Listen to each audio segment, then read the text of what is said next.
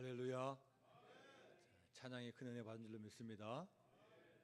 더운 여름날 여러분 잘 나오셨습니다. 우리 옆에 분하고 한번 같이 인사해 볼까요? 잘 나오셨어요?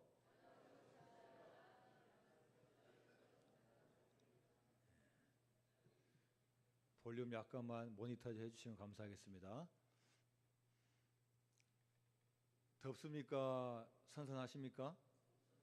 네, 저는 오늘 예배를 준비하면서 감사하다는 걸 많이 느꼈어요. 전기가 없었으면 어떻게 됐을까? 용량이 부족해서 갑자기 전기가 나가면 어떻게 될까? 에어컨도 안 될 테고 불도 꺼질 거고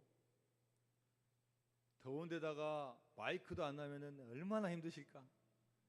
야, 하나님께서 이렇게 은혜 주신 게 얼마나 감사하다 이런 생각을 했습니다. 우리는 또 잘 모르지만요, 이 창조 질서가 얼마나 오묘한지요. 이 창조 질서 가운데 한 군데가 어긋나면은 이 세상이 다 끝나는 거예요. 온도가 지금 뭐 35도, 36도, 40도니까 이것도 감사한 거예요. 여러분 약간 해가지고 한 50도 돼보세요. 정상적으로 살 수 있는 분이 얼마나 되는가. 심지어 지구가 다 없어지는 거예요. 하나님께서 이렇게 천지를 창조해 주시고 그것도 아주 너무 세밀하게 해주신 게 얼마나 감사한지 모릅니다. 지금 이렇게 날씨가 더운 것도요, 하나님이 잘못한 게 아니라 인간이 잘못한 거예요. 뭐 온난화 현상 마음대로 쓰고 마음대로 하니까요, 이 에어컨 나오는 이것 때문에 또 더 더운 거예요. 한 대 달면 더 더워지고 또 달면 더 더워지고 내년에 더 더워지고, 미국 중심으로 해서 강대국들이 서로 그런 약속도 잘 지키고 그거 하지 않으면요 계속 어려워집니다. 여러분 서로 우리가 많은 거 누릴 때 더 감사하고 또 절제하고 늘 주님께 영광 돌리는 저 여러분이 될 줄 믿습니다.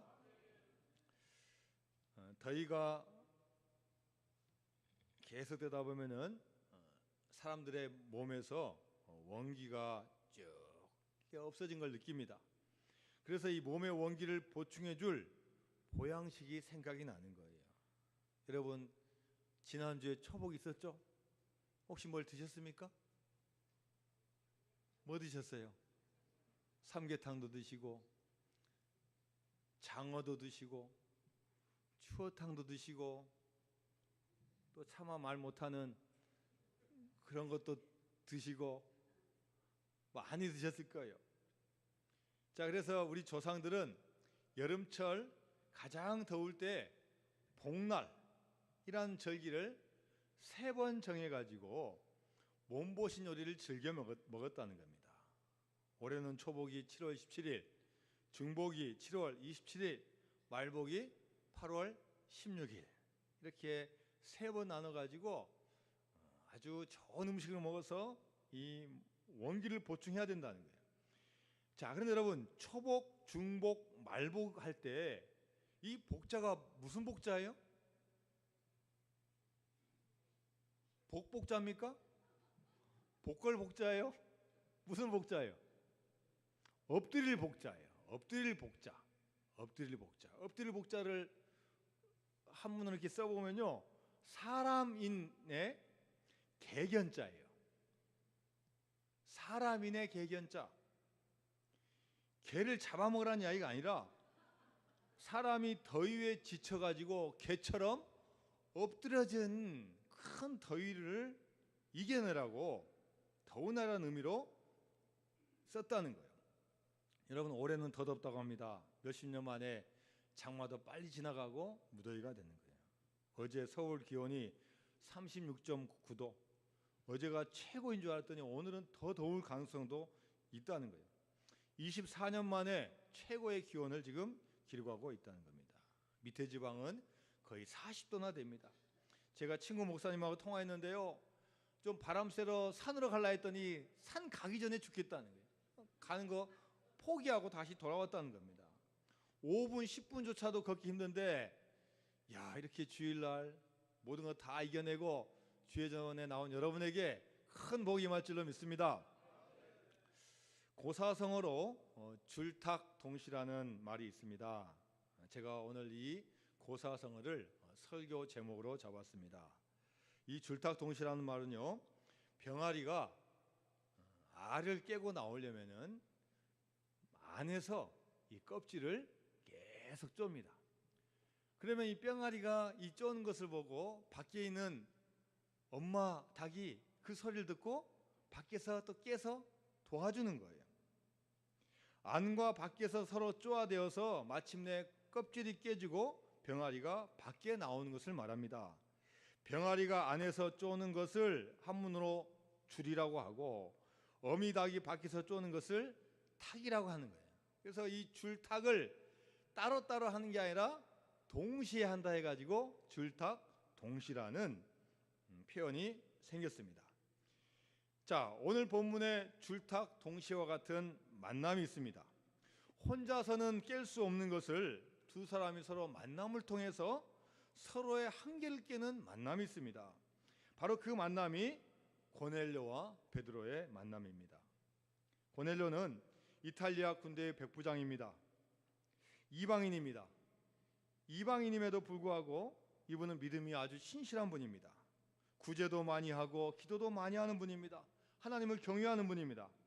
그러나 그렇게 신실한 사람이었지만 복음에 뭔가가 부족한 분이에요. 진짜 복음을 만나지 못했습니다. 초대 교인들이 경험했던 부활하신 예수님 아직 만나지 못했습니다.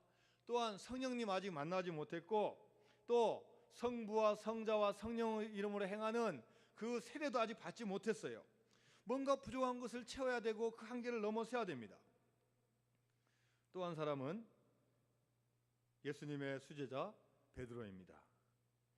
그는 예수님의 수제자이고 많은 것을 배우고 또 많은 능력이 있지만 아직도 그에게는 편협한 것이 너무나 많이 남아 있습니다. 민족 의식이 깊게 자리 잡고 있고 이방인에 대한 배타 의식을 가지고 있습니다. 복음을 전해야 될 사람이 여전히 율법적인 사고에 머물러 있습니다. 예수님께서는 그것을 뛰어넘을 것을 여러 번 말씀하셨지만 아직도 그것을 뛰어넘지 못하고 있습니다. 예수님은 분명히 이 세상을 떠나시면서 하신 말씀이 있어요. 너무나 유명하신 말씀. 사도행전 1장 8절 시작. 오직 성령이 너에게 임하시면 너희가 권능을 받고 예루살렘과 온 유대와 사마리아와 땅끝까지 이르러 내 증인이 되리라 하시리라. 여러분, 이 말씀을요 12제자가 듣고 또 승천한 것을 본 500여 제자가 또 들었고 또 많은 초대교회 사람들이 알고 있었어요. 야, 우리가 예루살렘뿐만 아니라 유대를 넘어서 사마리아 전 세계에 우리가 복음을 전해야 되는구나 알고 있었어요. 그런데 이 베드로와 제자들은 알긴 알고 이해는 이해되는데 실제로 옮기지 않는 거예요. 그래, 우리 예루살렘 우리 복음 증거하자. 또 우리 같은 민족이니까 유대까지 전하자. 근데 어디를 못 넘어가는 겁니까? 사마리아 땅을 못 넘어가는 거예요. 아직 그들 가운데 민족의식이 있고 율법적으로 꽉 차 있는 거예요. 이방인들, 비천한 사람, 우리하고 상대할 사람이 아닌 사람, 하나님을 모르는 사람, 우리가 왜 구태할 필요 있나, 이런 의식을 가지고 있는 거예요. 자기가 깰 수 없는 한계를 이 베드로가 가지고 있는 겁니다. 그래도 이 두 사람은 믿음을 게을리지 않고 각자 처소에서 열심히 기도하면서 하나님의 뜻을 간구하는 거예요. 그러던 어느 날 하나님께서 기도하는 고넬료에게 환상을 보여주십니다. 사도행전 10장 4절과 5절에 나오는 말씀입니다. 고넬료가 주목하여 보고 두려워 이르되 주여 무슨 일이니이까? 천사가 이르되 내 기도와 구제가 하나님 앞에 상달되어 기억하신 바가 되었으니 내가 지금 사람들을 요바에 보내어 베드로라 하는 시몬을 청하라.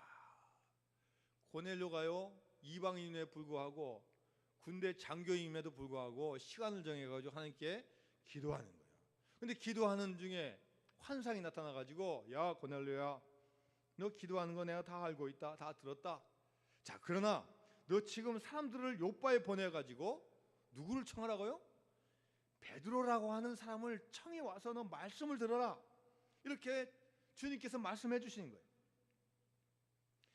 이 말씀을 듣고 고넬료가 그래, 주의 사자의 말씀이니까 들어야지 하면서 자신은 직접 가지 못하니까 몇몇 병사와 종들을 보내서 베드로를 청하려고 보내는 겁니다.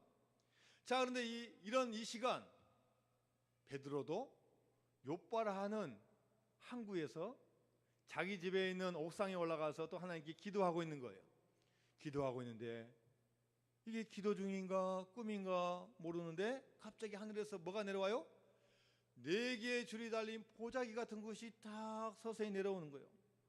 이상하다 하고 이 보자기를 보니까 보자기 안에는 뭐가 들어있어요? 여러 가지 짐승들이 들어있는 거예요. 그것도 부정한 짐승들, 뭐 돼지도 들어있고 막 짐승들이 들어있는 거예요. 거기에다가 파충류도 들어있고 심지어 날아가는 새들도 들어있는 거예요. 먹어서는 안 될 부정한 것들이 내려오는 거예요. 그런데 음성이 들려옵니다. 베드로야, 잡아먹어라. 그러니까 베드로가 당연히 대답하죠. 주님, 이것은 부정한 음식입니다. 저는 이제까지 먹은 적도 없고 앞으로 먹어서도 안 됩니다. 두 번째로 음성이 들려오는데 주님께서 괜찮다면 괜찮은 것이야. 그냥 먹어. 이런 일이 3번 있고 나서 보자기가 다시 하늘로 올라가는 거예요. 베드로가 어리둥절해서 야, 이게 나에게 주시는 말씀인데 무슨 말씀입니까? 이렇게 생각하면서 기도하고 있는데 문 밖에서 쿵쿵쿵 두드리는 소리가 들리는 거예요. 나가보니까 자기를 청하는 병사들과 종들이 자신을 찾아온 겁니다. 고넬료 백부장이 보내서 왔습니다. 베드로 사도요, 우리와 같이 가야 되겠습니다 라는 요청을 받게 되는 것입니다. 자, 여러분, 이 두 사람은 서로 잘 알지 못하고 멀리 떨어져 있는 사람이지만 드디어 이렇게 해서 이방인 백부장 고넬료와 예수님의 제자 베드로가 만남이 이루어지게 되는 것입니다. 세상에서는 별로 관심도 없는 갑작스러운 만남입니다. 별 볼 일 없습니다. 그런데 이 만남이요, 얼마나 귀한 만남이냐면요, 복음이 이스라엘 넘어서서 전 세계에 전하도록 하는 그 계기를 만드는 너무나 귀한 역사적인 만남이 되었다는 겁니다. 하나님은 이 두 사람의 만남을 통해서 복음이 전 세계에 전하게 되는 계기를 만들어 주십니다. 여러분, 이 두 사람이 서로의 생각, 서로의 길만 갔다면은 아마 이러한 일들을 못했을 겁니다. 아마 자기 한계를 가지고 계속 믿음 생활을 했을 것입니다. 이 두 사람의 만남은 서로의 한계를 깨는 역할을 했다는 거예요. 고넬료가 갇혀있는 껍질은 고넬료가 안에서 쪼고 베드로가 밖에서 쪼아서 고넬료가 밖으로 나오게 됩니다. 반대로 베드로도 자기 껍질 속에 갇혀있는데 베드로가 안에서 쪼고 고넬료가 밖에서 쪼아서 드디어 밖으로 나올 수가 있게 된 것입니다. 고넬료는 진짜 하나님의 사도를 만나서 진짜 복음을 들어야 하고, 또 베드로는 유대인의 한계를 넘어서야 되는데 이 두 가지를 하나님께서 만나게 해주셔서 한계를 뛰어넘는 놀라운 일들이 일어난 줄로 믿습니다. 여러분, 역사는 만남을 통해서 이루어집니다. 물론 한 분이 잘 해서도 되지만 다 만남을 통해서 이루어지는 겁니다. 몇 년 전에 고고학계를 흥분시킨 일이 발생했습니다. 이집트의 한 무덤에서 미이라를 하나 발견했는데요. 이 미이라가 얼마나 오래됐냐면요, 3000년 전의 미이라입니다. 그래서 미국 시사 주간지 타임지가 이것을 특집 기사로 다루었어요. 그런데 더 흥분시킨 것은 이 죽어있는 미이라 손에 곡식 한 줌이 지어져 있는 거예요. 자, 그래도 이 학자들이 연구하면서 또 흥분되는 게, 과연 이 3000년 전에 죽었던 사람에 있는 이 곡식, 과연 이 곡식이 죽어있는 것인지 살아있는 것인지 궁금한 거예요. 어떤 학자들은 이미 다 말라버려서 생명의 씨가 다 죽었을 것이다. 어떤 학자들은 그렇지 않다, 생명력은 강하기 때문에 아직 살아있을 것이다. 서로 공방이 벌리고 토론이 벌어졌습니다. 그러자 이것을 보고 있던 농부가 간단한 대답을 줬어요. 여러분, 뭘 그리 논쟁하십니까? 땅에 심어보면 알 것을 뭘 그렇게 논쟁하십니까? 이야, 이 농부의 말을 듣고 땅에 심었더니요, 그 심었던 것 중에서 70%가 싹이 난 거예요. 놀라지도 않으셔요. 여러분 늘 뭐 기적 속에 사시니까 놀라지도 않으셔요.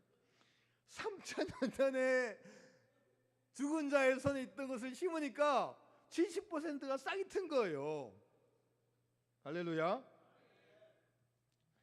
죽은 자의 손에 들려 있었기 때문에 열매를 맺지 못했는데, 야, 이 생명의 씨앗이 옥토에 뿌려지고 햇볕을 보고 물을 주니까 살아나게 된 거예요. 여러분, 복음도 마찬가지다. 복음도. 여러분, 우리가 아무리 복음이 들어와도 내가 마음은 닫고 내가 어둠 가운데 있으면 여러분 그게 어떻게 싹이 나겠습니까? 우리 마음을 옥토로 만들고 주님을 받아들이고 영접할 때 새로운 생명이 태어날 줄로 믿습니다.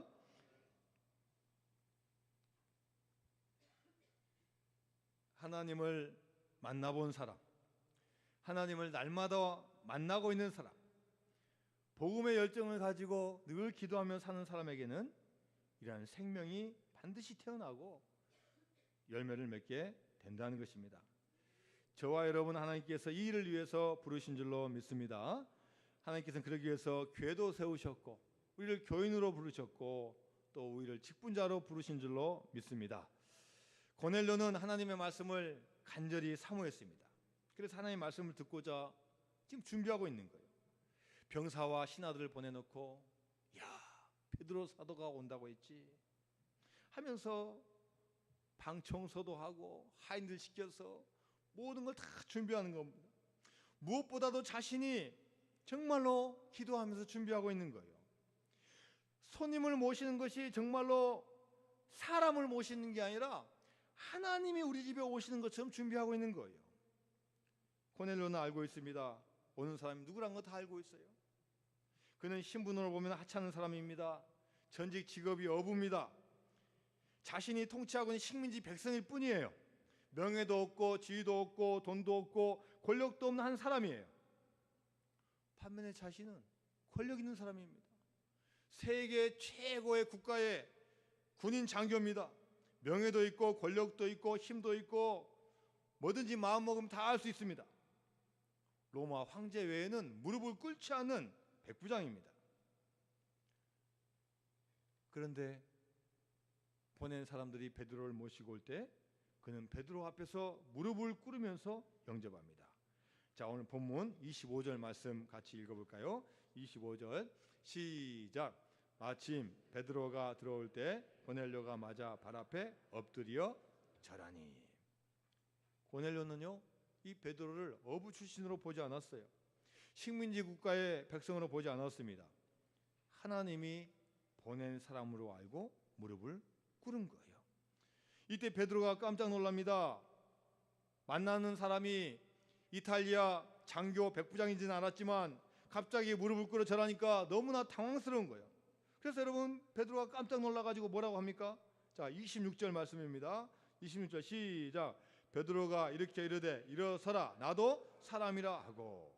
너무나 뜻밖의 대접을 받으니까 놀라가지고요, 나도 사람입니다. 자기도 생각지도 않게 이 말이 튀어나온 거예요. 고넬료가 이렇게 베드로를 대접한 것은 베드로의 인격, 성품, 지위, 교양, 학벌 이거 보고 한 거 아닙니다. 그걸 따지면 자기가 훨씬 위입니다. 그런데 단 하나입니다. 바로 나에게 복음을 전해주는 사람, 하나님의 말씀을 전하는 자, 하나님의 말씀을 대언하는 자라는 그 사실 하나 가지고 그는 하나님의 사자 앞에 겸손하게 무릎을 꿇게 된 것입니다. 고넬료는 인간 베드로 앞에 절하는 게 아니라 하나님의 말씀을 전하는 하나님의 사자 앞에 절할 수가 있었던 것입니다. 고넬료가 이렇게 하나님의 사도를 만나게 되고 기독교 역사에 큰 전환을 가져오는 만남을 할 수 있었던 것은 바로 겸손함입니다.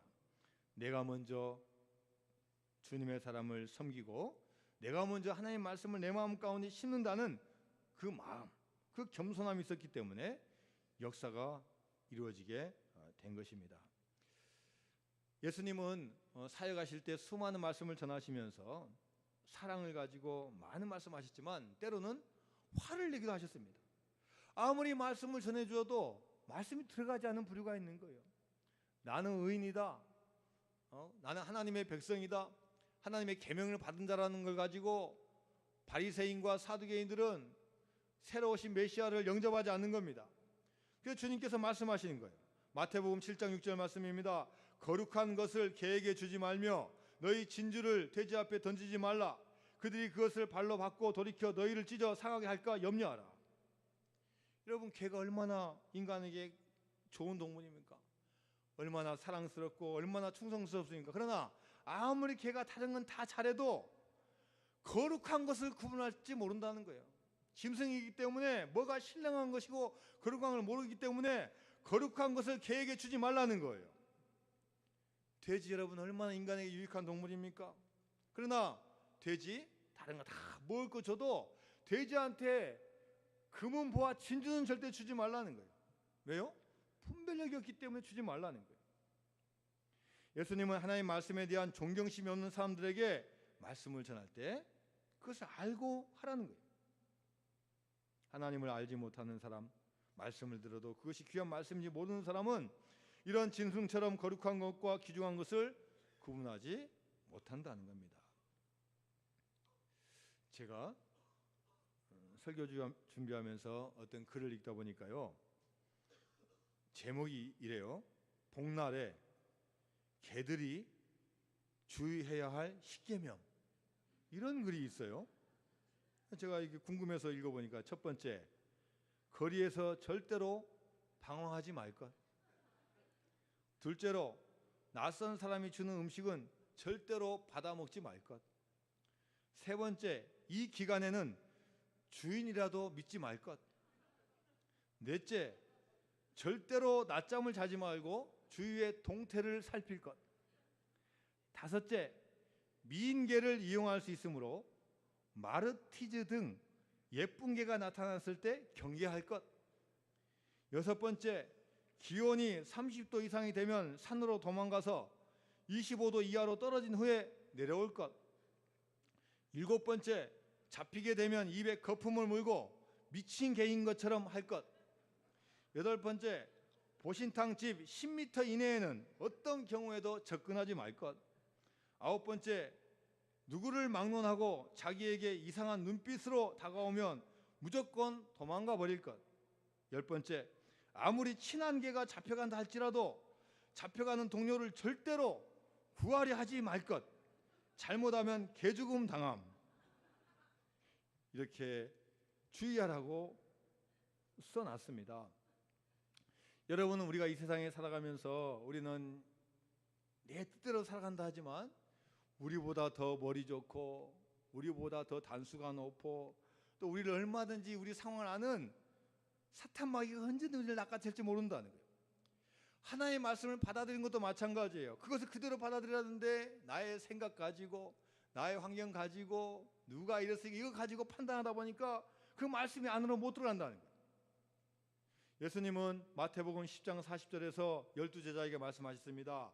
너희를 영접하는 자는 나를 영접하는 것이요, 나를 영접하는 자는 나를 보내신 이를 영접하는 것이니라. 예수님께서요, 제자들을 전도하라고 파송하시면서 하신 말씀이에요. 야, 너희들 전도하러 가고 복음을 증거하다 보면은 너희들을 핍박하는 사람도 있고 박해하는 사람도 있고 문전박대하는 사람도 있을 것이다. 그러나 그들 중에는 너희들을 잘 영접하는 자가 있을 것이다. 그런데 너희들을 영접하는 자는 누구를 영접하는 거라고요? 나를 영접하는 것이고 또 나를 영접하는 자는 바로 하나님을 영접하는 것이라고 말씀하고 있는 거예요. 여러분, 이 고넬료가 왜 베드로를 그렇게 기쁜 마음으로 받아들였습니까? 사람을 보고 한 게 아니에요. 그 뒤에서 역사하시는 하나님을 바라보고 그 사람을 영접한 거예요. 하나님의 말씀을 들려줄 하나님의 사자로 자기 집에 온 베드로이기에 극진하게 영접하고 절을 한 겁니다. 여러분, 저는 물론 우리가 짧지만 같이 믿음 생활하고 교회 생활하면서 오히려 저는 여러분들에게 더 믿음의 도전을 받는 경우가 더 아주 많이 있어요. 저라면은 옛날에 그러지 않았을 텐데 정말로 너무나 잘하신 분이 많아요. 어떤 성도님들은요, 중요한 일이 있으면 꼭 저에게 와서 상담을 하셔요. 목사님, 이런 상황이 있는데 이거 해야 됩니까? 말아야 됩니까? 이거 어떻게 해야 됩니까? 목사님, 기도해 주세요. 그러면 여러분 같이 대화하고 기도합니다. 여러분 제가 상담하는데 제가 그분보다 알면 얼마나 알겠습니까? 신앙 빼놓고 여러분 뭐 사업이나 직장은 저보다 다 잘하시고 다 전문가들인데 그럼에도 불구하고 목사님한테 와서 먼저 이야기를 하는 거예요. 그리고 목사님 기도해 주세요. 이렇게 말해요. 여러분 기도를 해도 저보다도 그분이 더 많이 하시겠죠. 저야 기도할 게 많으니까 다양한 것을 조금씩 하시지만 당사자들은 그것에 대해서 얼마나 많이 기도하겠습니까? 새벽 기도하고 철학 기도하고 늘 기도하지 않겠습니까? 구역장에게 기도하려고 더 저보다도 아마 몇 배 몇십 배를 더 많이 하는데 일이 잘 되면 와서 하시는 말씀이 목사님 기도 덕분에 잘 됐습니다. 이렇게 말씀하시는 거예요. 자기가 더 열심히 일했고 기도해 주는 사람이 더 많음에도 불구하고 목사님 기도 덕분에 일이 잘 됐습니다. 여러분 정말로 목사님 기도 덕분입니까? 물론 있지만 누가 해주신 거예요? 하나님이 해주신 것. 그런데 그렇게 그 뒤에 있는 분을 보고 그렇게 이야기를 하는 거예요.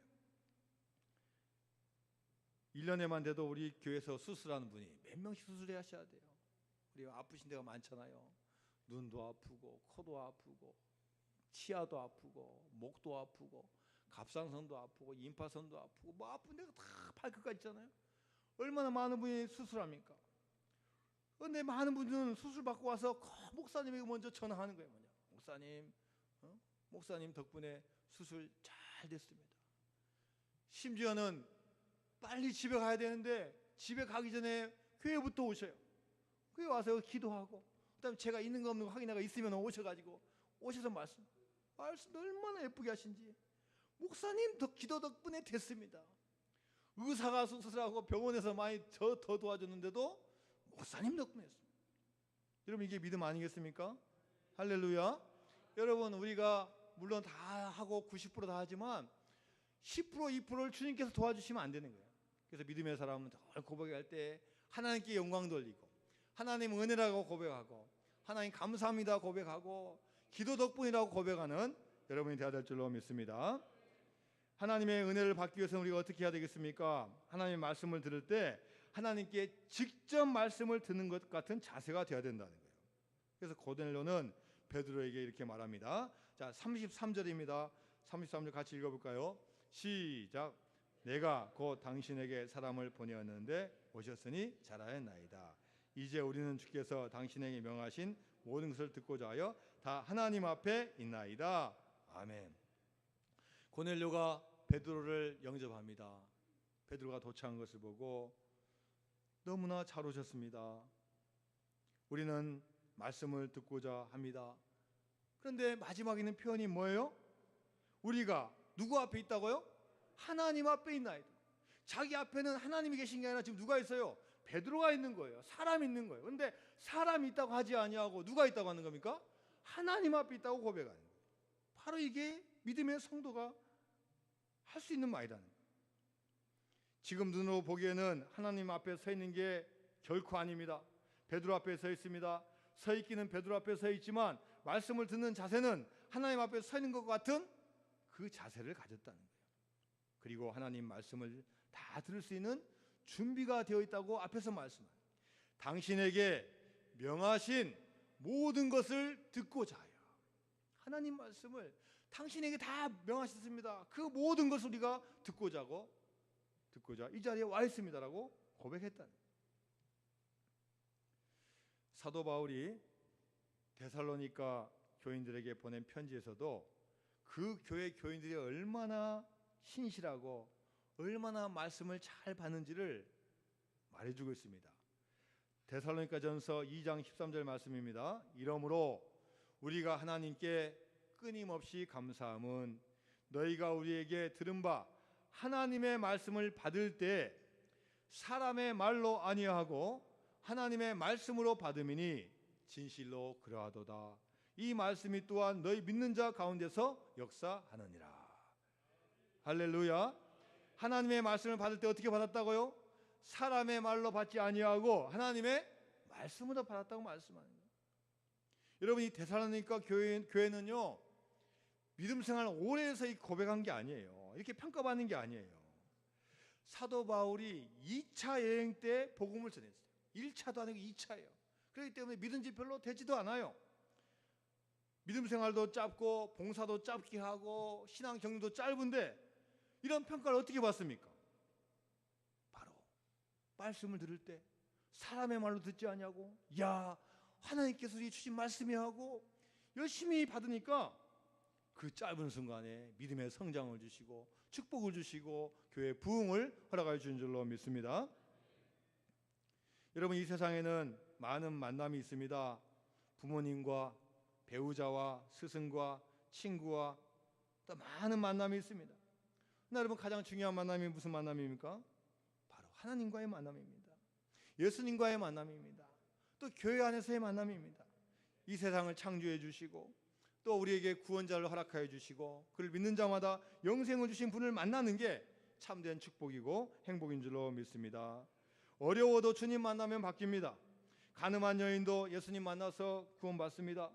고기 잡는 평범한 어부가 예수님 만나서 사람을 낚는 어부가 됩니다. 흉악한 범죄를 저질러서 이제 십자가에 못 박혀 죽는 강도도 마지막 순간에 주님에게 요청해서 낙원에 가는 축복을 받게 되는 것입니다. 여러분, 우리는 세상에서 좋은 만남을 가지도록 해야 됩니다. 우리가 다 만나고 살 수 없습니다. 우리 가까운 교인, 또 가족, 또 이웃, 또 내가 관계하고 있는 직장, 사업장 한 사람 한 사람 소중하게 여기고 기도해주는 아름다운 믿음의 관계가 되어야 될 줄로 믿습니다. 어느 집안에서 나이 드신 할아버지가 돌아가셨는데요. 장례식 날 이 할머니가 얼굴 표정이 애매합니다. 그렇게 슬픈 것도 아니고 기쁜 것도 아니고, 어떤 분들이 관을 들고 가다가 잘못하여 쿵 하고 벽에 부딪혔어요. 그런데 관 안에서 신음소리가 들리는 거예요. 깜짝 놀라서 관을 열어보니까 할아버지가 살아난 거예요.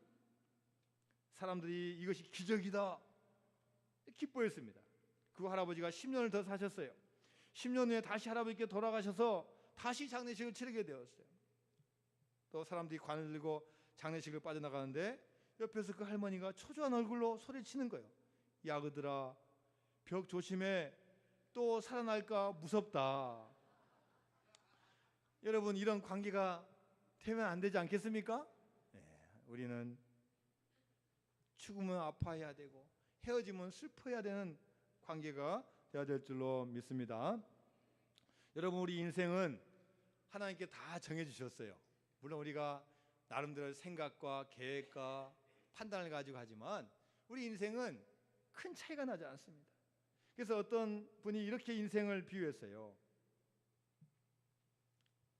한 주인이 낙타를 데리고 하루를 사는 것에 비유했어요. 낙타는 하루를 시작할 때 주인이 뭘 시킬까를 들으려고 무릎을 꿇고 딱 앉아 있는 겁니다. 주인이 말할 때까지 그냥 낙타 무릎하면서 가만히 있는 거예요. 그러면 주인이 때가 되면은 이제 먹을 것도 주고 물도 주고 또 하루 일할 것을 등에다가 다 실어주는 거예요. 그리고 이제 끌고 가가지고 여행을 떠나는 겁니다. 일이 다 끝나면은 또 마지막에 무릎을 다 꿇으면은 짐을 다 푸고 또 잠잘 것도 마련해주고 또 먹을 것도 주고 물도 주는 거예요. 주인이 자기에게 주어진 임무 잘 감당할 수 있도록 늘 앉아서 무릎 꿇고 기다리는 거예요. 주인은요, 낙타한테 무리하게 하지 않습니다. 얘가 어린지, 얘가 정말로 힘이 있는지 아니면 노쇠했는지 상황을 잘 보는 거예요.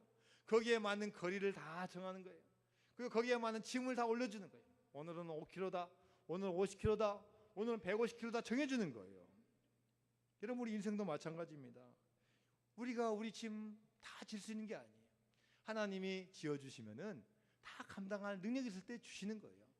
그렇기 때문에 우리가 걱정하지 아니하고 주님 시키는 대로 잘 감당하면 우리가 힘들이는 게 아니라 그 순종함으로 기쁨과 감사로 축복이 임할 줄로 믿습니다. 주님은 십자가 고통을 통해서 구원에 이르는 인간으로는 도저히 할 수 없는 그 방법을 이미 주셨어요. 우리가 아무리 노력해도 우리 인간적으로는 할 수 없습니다. 우리가 할 수 없는 그 일들, 우리가 믿고 나가면 하나님께 여러분 큰 만남의 축복과 놀라운 축복을 허락하여 줄 줄로 믿습니다.